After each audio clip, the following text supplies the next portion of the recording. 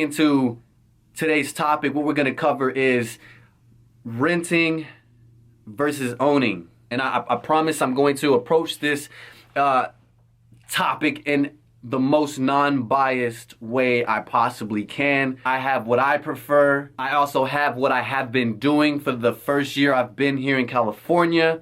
So getting straight to it, let's start with renting. And let's just go into the process of renting an apartment, renting someone else's home, condo, duplex, townhome, motorboat, cave, whatever it may be. The ease of getting into an apartment. For me personally, I moved into my apartment extremely easy. I had already deposited the money, given the security deposit, first month's rent. I had done all of that while I was back home in Texas.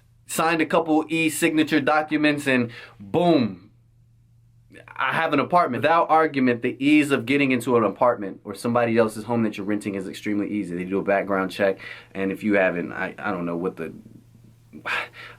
criteria is to not get into an apartment.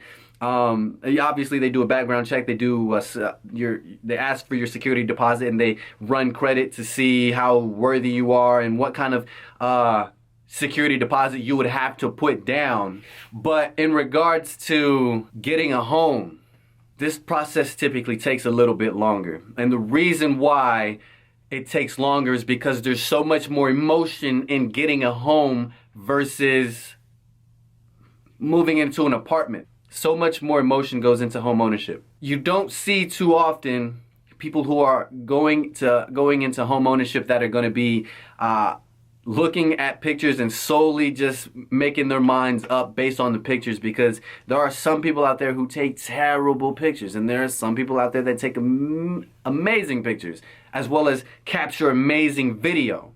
The process of getting into a home, because of those things, because most people want to be shown multiple homes, the process is going to take a little bit longer. But when renting, let's just say out here in California, my apartment that I'm renting, the rent is $2,000 a month, and let's just say that includes utilities, which rarely does it ever. But let's say it includes utilities. $2,000 a month times 12 is $24,000.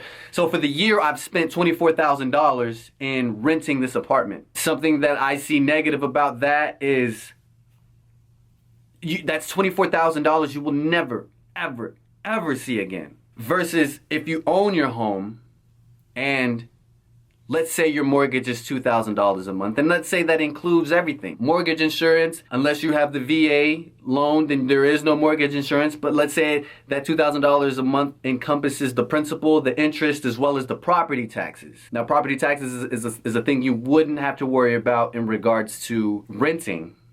But home ownership, yes, property taxes is a thing. Now, I'm not an accountant, I'm not a CPA by any means, but just based off of my research, you can typically write off your property taxes, and you can definitely write off your, I'm not going to say definitely because this is not financial advice, but you can write off the interest on your mortgage with a home. Those are deductions that you can take at the end of the year when it's time for your taxes. You don't get that benefit or that luxury in the $2,000 that you're spending in rent.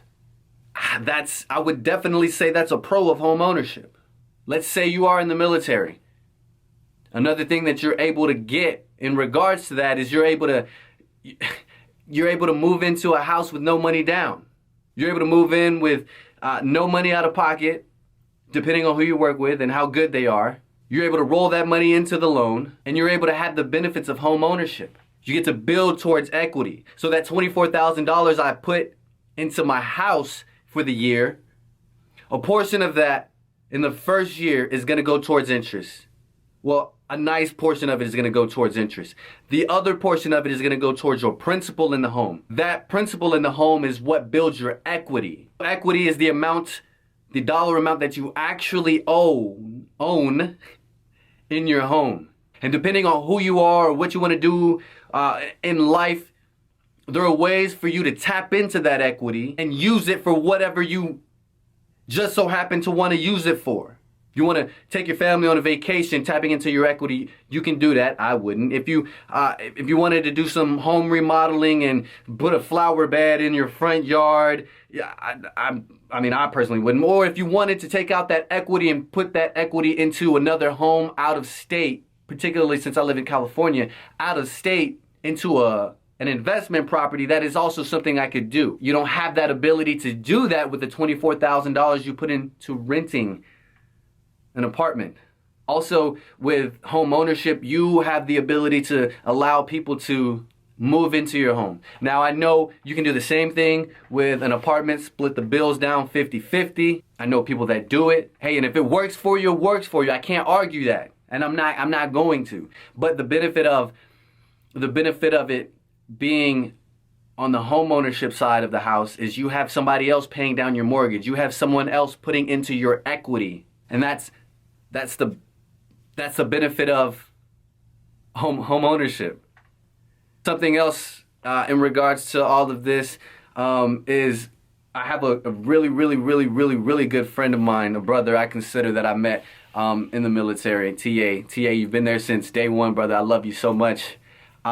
This dude has beat me to the punch, honestly. Beat me to the punch in regards to getting a house. He has roommates that he's living with, and those roommates are pretty much paying down most of his mortgage every month. So on top of the military giving him an allowance to live where he lives, he's also banking on somebody else paying his mortgage. And then he has all of that residual income throughout the month to do whatever the hell he wants to do with it. So those are the main topics that I wanted to cover in today's podcast in regards to home ownership versus renting. I genuinely hope that some of you are not only educated on something you didn't know, but more so just get to thinking more. As long as you're able to get to thinking more, then you can go into, after I'm done with this lease, should I get a house?